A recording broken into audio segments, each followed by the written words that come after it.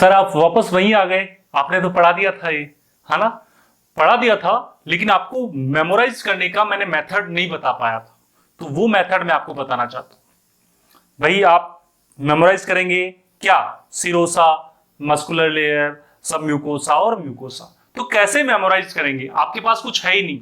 तो एक मूवी आई थी अली बाबा 40 चोर, सुना आपने कभी? अली बाबा 40 चोर, है ना? तो अली बाबा जो है एक, उसके पास एक डाकू जो होते हैं, उनका कुछ खजाना वगैरह कुछ होता है, ऐसा कुछ है ना। तो वो एक पासवर्ड बोलते हैं, तो वो पूरा माउंटेन ऐसा खुल जाता है, पूरा खुलता है पूरा माउंटेन। तो उसके लिए एक वर्ड यूज करता है, खुल जा सिम सिम। क्या यूज करता है? खुल जा सिम सिम, है ना? तो मैं सिम सिम वर्ड लिख देता हूं, खुल जा सिम सिम। ओ यार, ये तो मूवी नहीं कर पा रहे।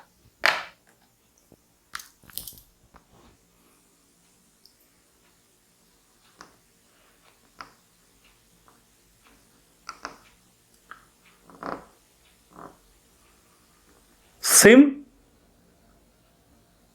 सिम, यही बोलता था ना अली बाबा, यही बोलता था ना। तो आपको सिम सिम की जगह सिम सम यूज करना है। क्या? सिम सम, ठीक है? सिम सम, सिम सम, सिम सम, सिम सम, सिम सम। देखिए आप ध्यान से, सिरोसा ये हो गया आपका, S serosa. M muscular layer, then SU आपकी सब म्यूकोसा, एम आपकी म्यूकोसा। तो सिम सम, सिम सम, सिम सम, याद रहेगा? सिम सम मतलब S serosa, M muscular layer, SU submucosa, और एम मतलब म्यूकोसा। क्लियर हो गया? First class.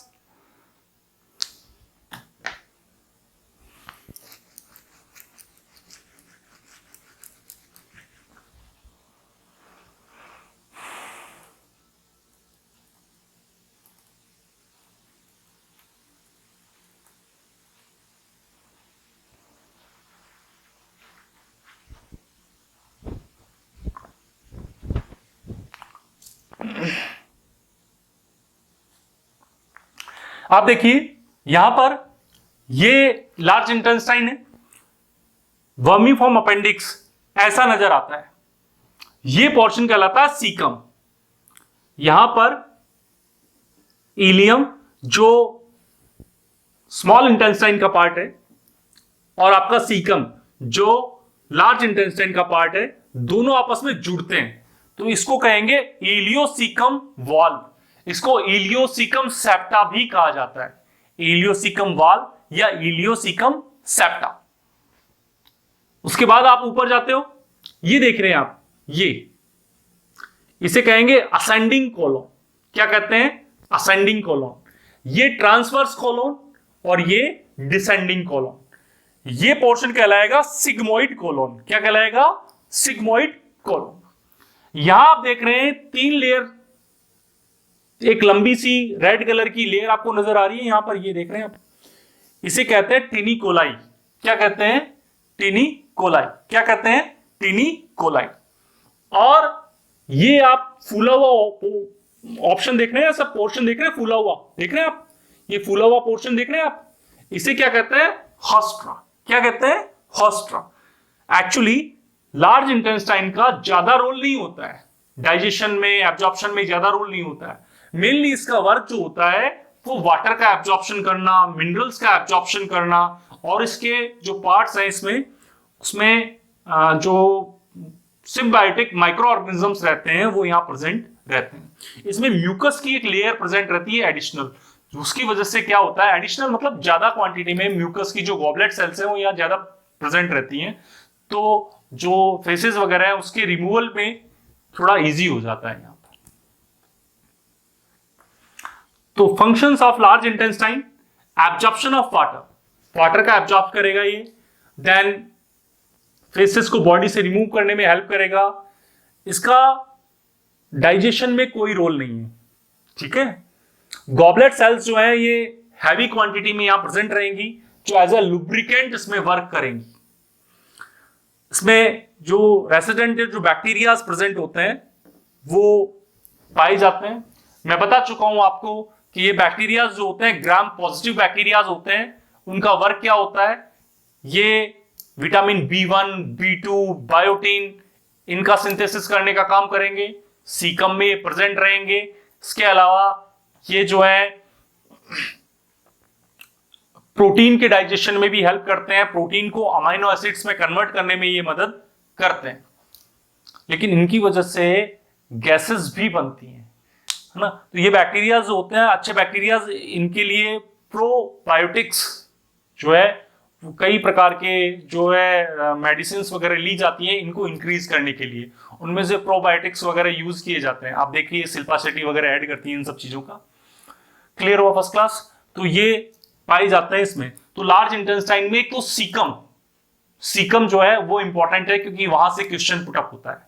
और सेकंड जो है आप ये बता सकते हो ड्रग्स वगैरह मिनरल्स वगैरह इनके एब्जॉर्प्शन में इसका रोल होता है, बाकी कहीं से क्वेश्चन पुटअप नहीं होता है इसमें। अब हम बात करते हैं कौन सी चीज कहां एब्जॉर्ब होती है। सबसे पहले माउथ और ओरल कैविटी, ठीक है, मतलब वो हो गया माउथ और ओरल कैविटी। वहां टोबैको, अल्कोहल और ड्रग्स यहां से डायरेक्टली एब्जॉर्ब होते हैं। टोबैको, अल्कोहल और ड्रग्स ये यहां से डायरेक्टली एब्जॉर्ब होते हैं। तभी तो आपने देखा होगा कि जो टोबैको वगैरह जो खाते हैं उनको माउथ का कैंसर होता है ना, यहाँ का इसी वजह से होता है। टोबैको, अल्कोहल और ड्रग्स डायरेक्टली एब्जॉर्ब होते हैं। इसोफेगस में किसी प्रकार का कोई एब्जॉर्प्शन नहीं होता है। स्टोमक में वाटर का, अल्कोहल का, साल्ट का, ग्लूकोज का और ड्रग्स का एब्जॉर्प्शन होता है। मैं यह एब्जॉर्प्शन बता रहा हूं आपको, डाइजेशन नहीं बता रहा, मैं बता रहा हूं एब्जॉर्ब, कौन कौन सी चीजें एब्जॉर्ब हो रही हैं। ठीक है, वाटर, अल्कोहल, साल्ट, ग्लूकोज और ड्रग्स कहां एब्जॉर्ब हो रही है? स्टोमक में। ड्यूडेनम में क्या एब्जॉर्ब हो रहा है?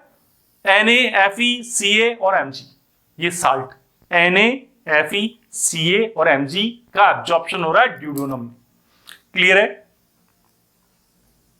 जेजोनम तो आप जानते हो सारा एब्जॉर्प्शन यहीं से होगा जेजोनम में।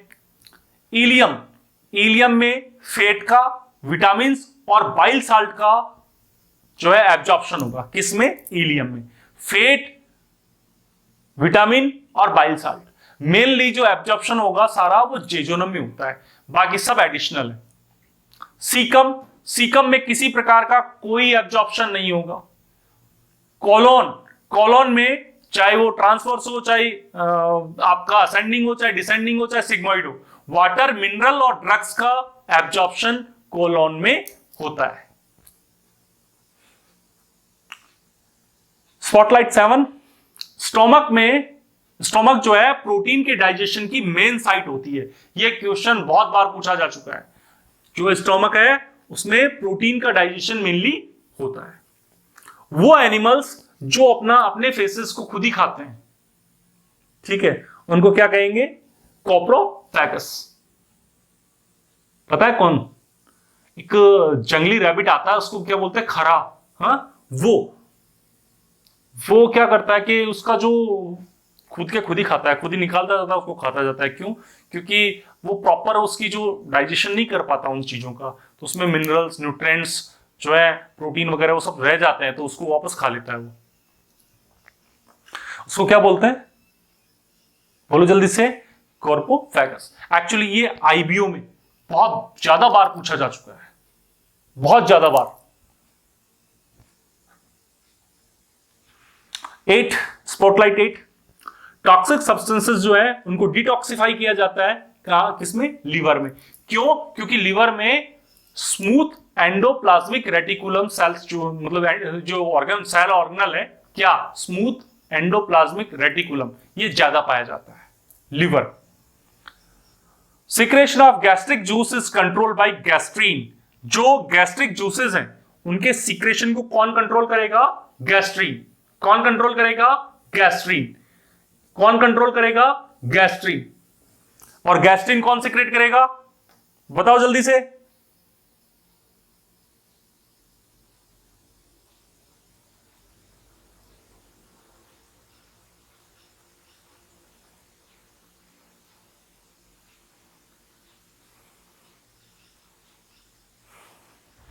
गैस्ट्रिन सीक्रेट करता है G cells, stimulate gastric gland to release gastric juices.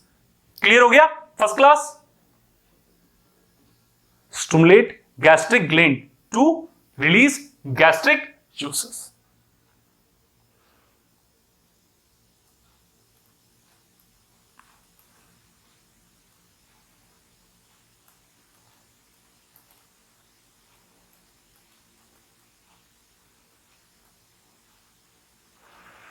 Clear है?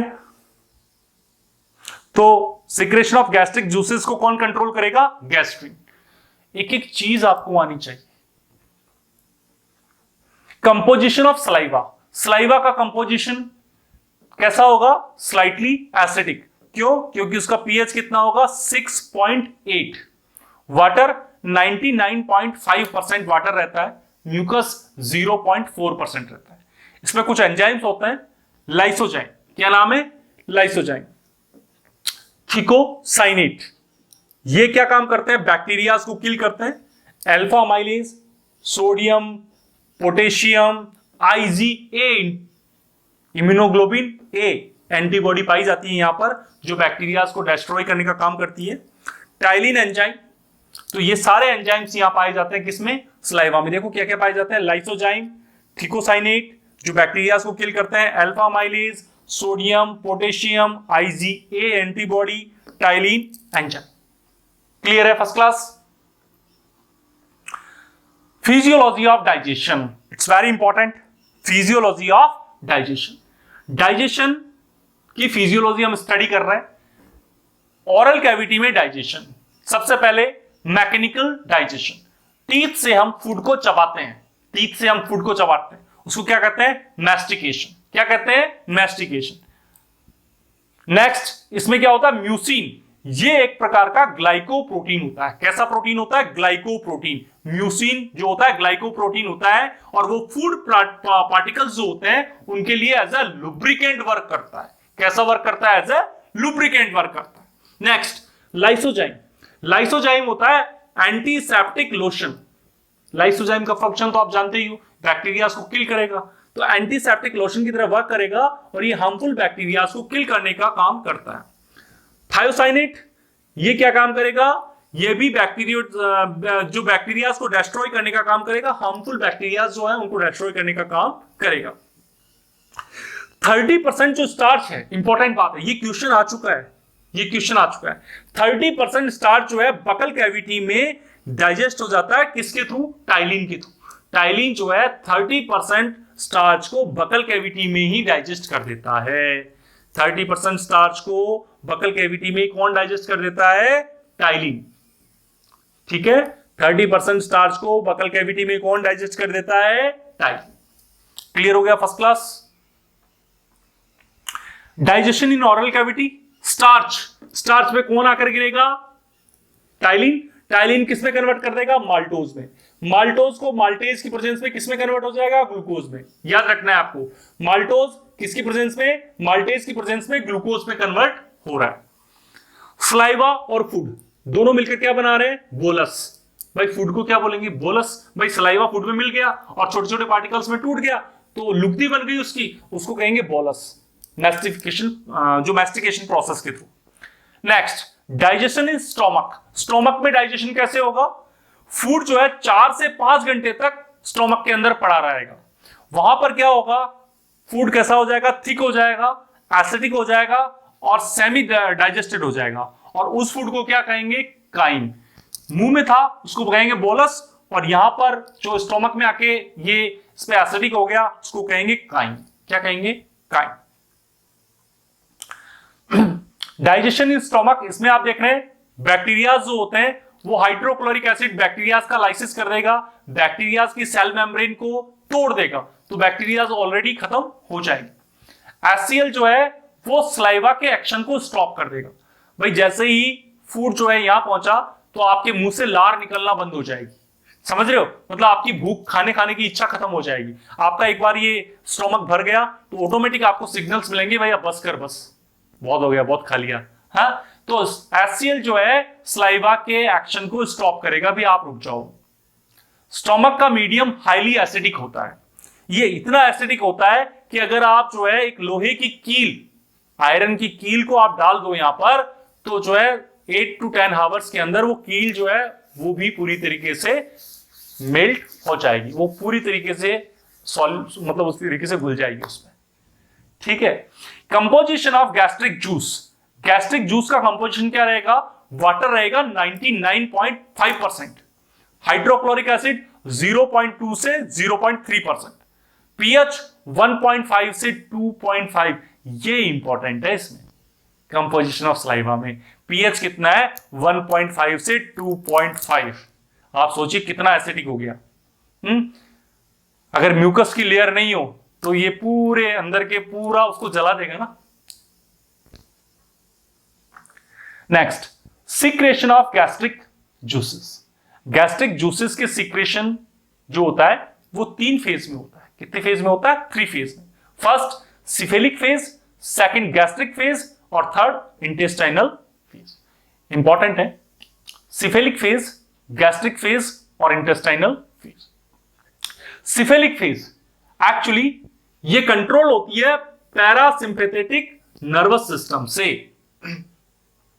पैरासिम्पैथेटिक नर्वस सिस्टम से ये कंट्रोल होती है। पैरासिम्पैथेटिक नर्वस सिस्टम क्या होता है, क्या किस पे वर्क करेगा? जो इनवॉलेंट्री एक्शन है, मतलब आपका कंट्रोल नहीं है इस पर आपका कंट्रोल नहीं है। आपका कंट्रोल है क्या? तो स्टोमक की जो वर्किंग हो रही है उस पर आपका कंट्रोल है क्या? नहीं है।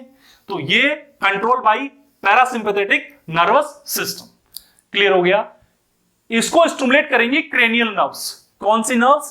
Cranial nerves. और उसका नंबर कितना है? 7, 9 और 10। ये 3 जो क्रेनियल नर्व्स हैं वो स्टोमक के फंक्शंस को जो है कंट्रोल करेगी एक तरीके से। देखिए यहां पर जैसे ही इसमें क्या होता है कि जैसे ही आप मिठाई की जगह जाते हो देखने, मतलब जो दुकान होती है मिठाई की शॉप होती है वहां आप जाते हैं तो आपके मुंह में ऑलरेडी पानी आने लग जाता है मिठाई को देख के। हाँ, या आपके सामने फूड आ गया तो इमीडिएटली आपको जो है इच्छा होने लग जाती है, मैं खाऊं इसको, खाऊं कितनी जल्दी खाऊं। हाँ, तो वो फूड को देखने के बाद, आंखों से फूड को देखने के बाद ऑटोमेटिकली जो है समझ रहे हो, स्टोमक के अंदर सीक्रेशन स्टार्ट हो जाता है। ये किसकी देन है? सिफेलिक फेज की। तो see the food then due to optic reflex gastric juice secreted in stomach. Clear हो गया? मतलब आप देखोगे फूड को तो ऑप्टिक रिफ्लेक्स ऑटोमेटिक स्टार्ट हो जाएगा, आपको उसको खाने की इच्छा होने लग जाएगी, बस इसको मैं खा लूं। Next gastric phase.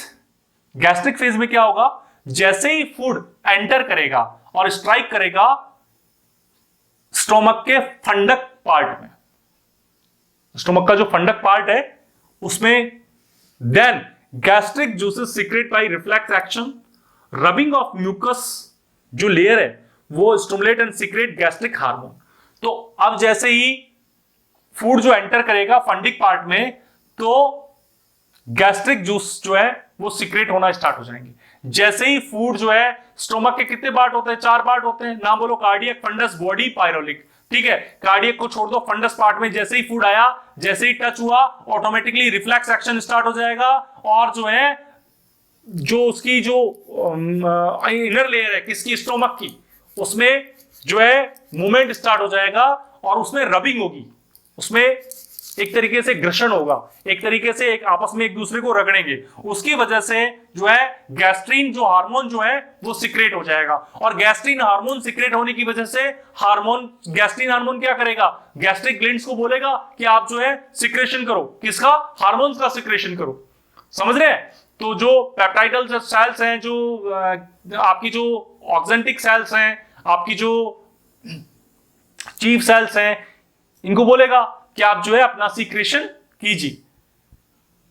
क्लियर हो गया? इंटेस्टाइनल फेज, जैसे ही फूड एंटर करता है इलियम में, देन वो एक केमिकल सब्सटेंस सीक्रेट करेगा और वो स्टोमक को बोलेगा कि आप जो है it's goes to stomach by blood circulation. ये सिग्नल जो जाएगा केमिकल सब्सटेंसेस, देखिए जैसे ही फूड गया कहां पर? इलियम में, तो तुरंत जो है एक केमिकल सब्सटेंसेस निकलेगा और वो जाएगा स्टोमक में। किसके थ्रू जाएगा? बाय ब्लड सर्कुलेशन, और स्टिमुलेट करेगा गैस्ट्रीन सिक्रेशन को। किसको स्टिमुलेट करेगा? गैस्ट्रीन सिक्रेशन को स्टिमुलेट करेगा। तो ये 3 फेज है। तीनों फेज को एक बार मैं दोबारा बता रहा हूं। सिफेलिक फेज जो है उसका काम ये है कि ये पैरासिम्पैथेटिक नर्व सिस्टम से निकलेगा, उसको 3 क्रेनियल नर्व्स कंट्रोल करती हैं, 7, 9 और 10। इसका काम क्या होता है? जैसे ही आप फूड को देखोगे तो तुरंत आपके जैसे आपको इच्छा होने लग जाएगी फूड खाने की, खाना खाना है, हाँ? तो ऑप्टिक रिफ्लेक्स बोलते हैं इसको। तो तुरंत क्या होगा? स्टोमक में गैस्ट्रिक जूसेस जो है उनका सिक्रेशन होने लग जाएगा, तो आपको भूख जो है बहुत फास्ट लगेगी। गैस्ट्रिक फेज में क्या होगा? फूड एंटर करेगा और स्ट्राइक करेगा स्टोमक के फंडक पार्ट में या फंडिक पार्ट में, ठीक है? तो जैसे ही वहां पर होगा तो वहां पर रिफ्लेक्स एक्शन स्टार्ट हो जाएगा, ठीक है? कब? रिफ्लेक्स एक्शन होने के बाद, सॉरी एक मिनट, फूड एंटर किया किसमें? स्टोमक के फंडक पार्ट में या फंडिक पार्ट में, हो गया। तो जैसे ही वो एंटर करेगा तो तुरंत क्या होगा कि उसकी जो वॉल है, किसकी? स्टोमक की जो वॉल है, इनर वॉल जो है, उनमें रबिंग स्टार्ट हो जाएगी। रबिंग स्टार्ट हो जाएगी तो उसकी वजह से कौन सा हार्मोन निकलेगा? गैस्ट्रीन हार्मोन निकलेगा। गैस्ट्रीन हार्मोन निकलेगा, उसकी वजह से क्या होगा? ये गैस्ट्रीन हार्मोन स्टिमुलेट करेगा गैस्ट्रिक ग्लैंड को सिक्रेट करने के लिए कि आप जो है अपना सिक्रेशन डालिए, तभी तो HCl और जो पेप्सिन, रेनिन एक्सेट्रा सब आके वर्क करेंगे।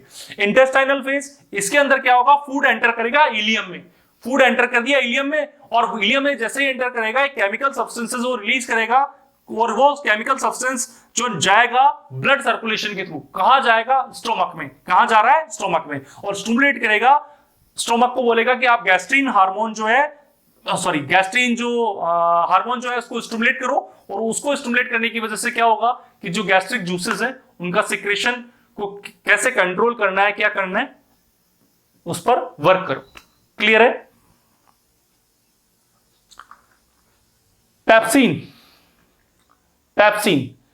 पेप्सिनोजन इनएक्टिव स्टेट में है। जैसे ही स्टोमक में पेप्सिनोजन पर HCl आकर गिरता है तो वो कन्वर्ट हो जाता है पेप्सिन में। ये इनएक्टिव है और ये एक्टिव है। ये एक्टिव कब होगा? जब इस पर HCl आकर गिरेगा। जैसे ही HCl आकर इस पर गिरेगा, ये नोजन हटा दो, उससे पेप्सिन में कन्वर्ट हो गया। प्रोरेनिन इनएक्टिव है, प्रो लगा हुआ है, HCl आके गिरेगा, रेनिन में कन्वर्ट हो गया।